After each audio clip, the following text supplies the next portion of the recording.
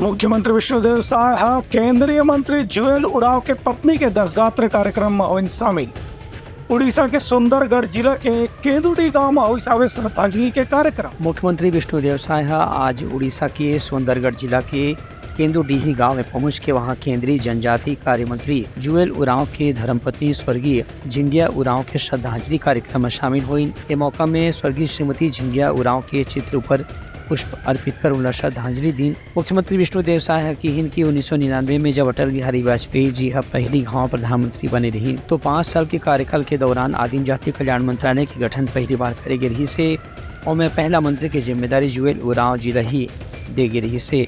श्री उरांव के साथ में अपन घनिष्ठ संबंध याद करत विष्णुदेव साय की उनकर बर जुएल उरांव बड़े भाई ऐसा हवा खबर की वो सांसद और केंद्रीय मंत्री रहते हुए उनकर संसदीय क्षेत्र सरगुजा रायगढ़ पर लगातार विकास कार्य पर धनराशि के जरिए सहयोग करत रही हैं। ये कार्यक्रम में छत्तीसगढ़ के कृषि मंत्री आदिम जाति कल्याण मंत्री रामविचार नेताम घोलो मौजूद रही। संगे संग पूर्व मंत्री लता उसेंडी घोलो शामिल रही। Bureau report Lanka news.